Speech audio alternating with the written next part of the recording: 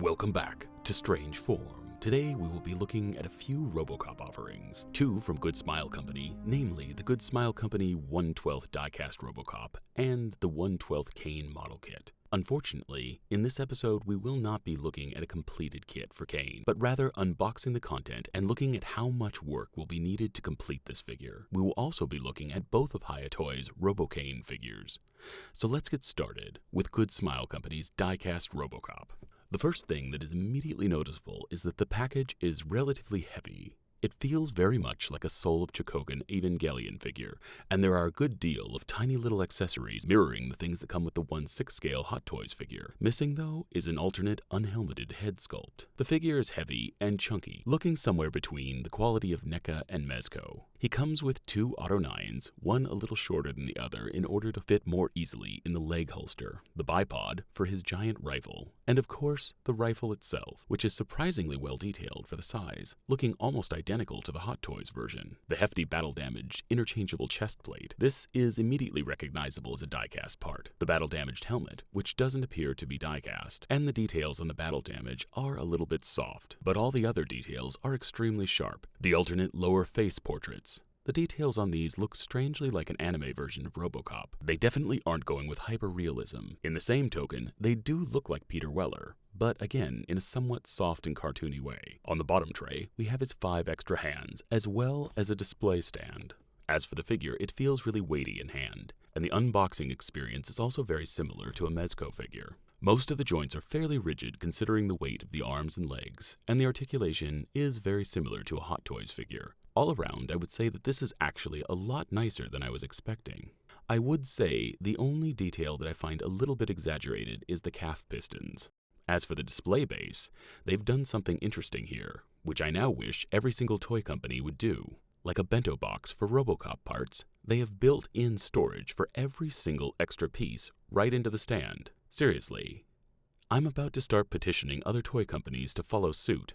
You can now put the packaging away and never have to worry about pulling it back out for that extra hand you suddenly want to use. On his bottom tray, we also have the 5 hands, which consist of right and left open hands, right and left weapon holding hands, and of course, the data spike hand. The ones that come installed on a figure are the right and left fists. And last we have the adjustable stand pole, waist clamp pincher, and rifle holder. Robocop is one of those films that I think has the highest nostalgia value for those who were first exposed to it when they were probably too young to see it. To the 7 through 13-year-olds who watched it because their parents saw a giant robot man and said, "How can that not be for kids?" The film was about the darkest and most disturbing thing many of us late 80s cream puffs had ever witnessed. But at the same point, I don't think that the social commentary was lost on many of us.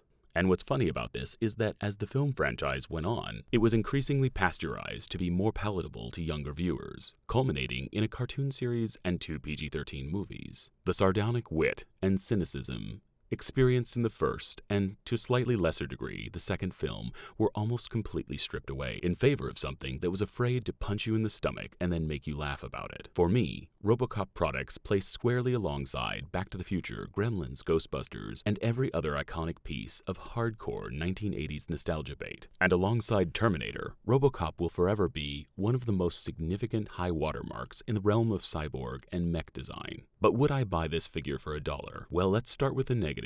I think that the lower face portraits could have used a little more tooling and better paint applications, especially the one where he's baring his teeth, as for some reason, they decided to go with a bad cheese expression over painful grimace, and a few small places lack detail, such as the pistons on the back of the legs and the loops that connect the front and rear chest plates. Plus, I also would have liked to have seen an unmasked portrait included. But at the end of the day, the positives definitely outweigh the negatives. The figure is rich with accessories, the details are crisp, and the articulation is among the best I've seen in a figure this heavy. And other than the lower portion of the face, the paint applications are smooth and nearly flawless across the entire figure. The metal parts are used to great effect, the complex folding parts for the leg holster close seamlessly, and lastly, the stand implements an idea that I would like to see standardized industry-wide.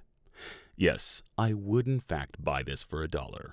And here he is next to NECA's ED209, which, incidentally, is actually a better, more accurate rendition of the enforcement droid than Good Smile Company's own companion model. And to boot, these two actually seem to be in better scale with each other than NECA's own Robocop figures. Now, On to Good Smile Company's Robocop 2 Kane model kit. I'm certain many of you have wondered if this was more of a pre-colored snap kit that you could detail but was pretty much ready to go after assembly, much like a Gundam, or just a proper model that would require a fair bit of detailing before it could be brought to display standard. So, I will be building this over the next couple of months, and I will be creating YouTube shorts of it so that you can follow along this journey. But for right now, we are just going to be looking at the contents of the box. But afterwards, be sure to stay because we will be looking at Hiya Toys 2 1/18th scale Kane figures. Now, even though it's a model and in pieces, I'm extremely excited to finally get a Kane in 1/12 scale, and hope we will see him officially released in 1/6 soon. Though I do like Robocop 2, I don't quite like it as much as the first film. But that being said, Phil Tippett's Kane is maybe my favorite mech design ever to grace the silver screen. Years ago, I tried to get the 1/6 scale statue from the now defunct Chronicle Collectibles, but alas, I was unable to come up with the funds before it was sold out, and was outbid by $6 on one last statue that went up for charity on eBay a few years back. So this one has always been on my grail list. The packaging here is well produced and made of thicker cardboard, and inside that box, a tray pulls out, holding the instruction manual and all the parts trees, of which there are many more than I was expecting. This is indeed a model rather than a snap kit action figure. The parts seem to be cast in a semi-flat metallic gray and a very dark, almost black gray. The pieces don't appear dirty or warped, but I can see many places where sanding and gap filling are going to be necessary in order to make this one look even as good as the Hiya figures. So this is going to be a slightly more complex build, maybe even in the upper level of master grade, moving towards perfect grade Gundam category. There are about 18 total trees and a plethora of extra springs and tubes, so this should be a fun but detail-intensive build. And you should know that going into this purchase, because these are sold out most places and you don't want to be stuck with a 130 to 200 box warming your shelf, if you aren't interested in model building, I would sit this one out, as this is the kind of detail-oriented task work that takes up quite a bit of time. I myself love this kind of work, and have actually painted Warhammer and Gundam figures professionally in the past. And I used to have a huge perfect-grade Gundam collection, but sold them all for video equipment when I started this endeavor.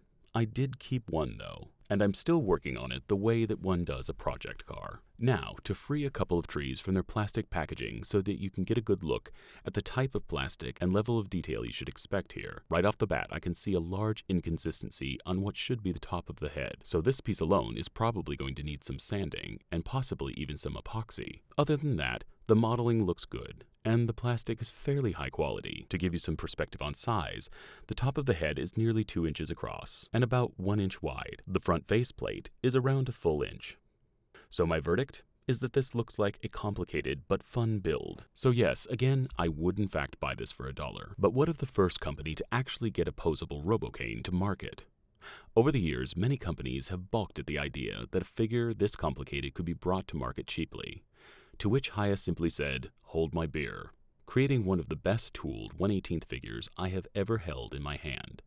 From the paint scheme to the decals, all the way to the unbelievable amount of articulation, Hiya released something that's not only true to its film counterpart, but also sports articulation that doesn't feel breakable or weak. Almost everywhere you look, this figure moves. From extra arms that roll up close to the body, to each leg having 6 points of articulation alone. Hiya's Kane will definitely satisfy that tactile urge to hold a thing in your hand and explore its meaning. My only complaint being that the battering ram arm doesn't have the grommet-like protrusions, and I wish the side cannon flipped down as it did in the film, or at least repegged. And lastly, I would have liked to have had the head push all the way down flush with the body.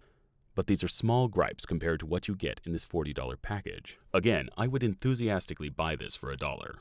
However, lastly, I'm not quite as enthralled with the battle-damaged version. The only real difference between the two being the grimy, semi-copper looking finish and the exposed face screen. This is a place where I wish they would have just charged a little bit more on the original and just added an extra swappable head, plus maybe a few stickers for the view screen. As had they done this, I probably would have been equally as likely to buy 2 of them, to display in both neutral and open position.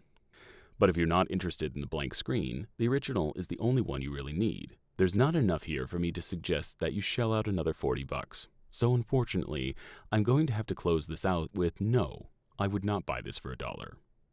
Even though I did, and probably would buy another if it was actually $1. So I guess what I have to say is if you're looking for a reason not to, I've given you a couple. Now, I hope you have enjoyed this trip down Robocop memory lane, and that I've helped you place your dollar where it should go. It's really nice to see Kane finally get some love, even if it took just over 3 decades to get there. And here's to hoping we see several more in the years to come. And if you like this content, currently sharing and liking are extremely important for the channel. We are only around 800 watch hours from monetization, and every click matters for the future of this channel. And to all those who have tuned in since the channel's inception, you are about the most awesome audience anyone could have asked for. And until next time, remember, never stop collecting.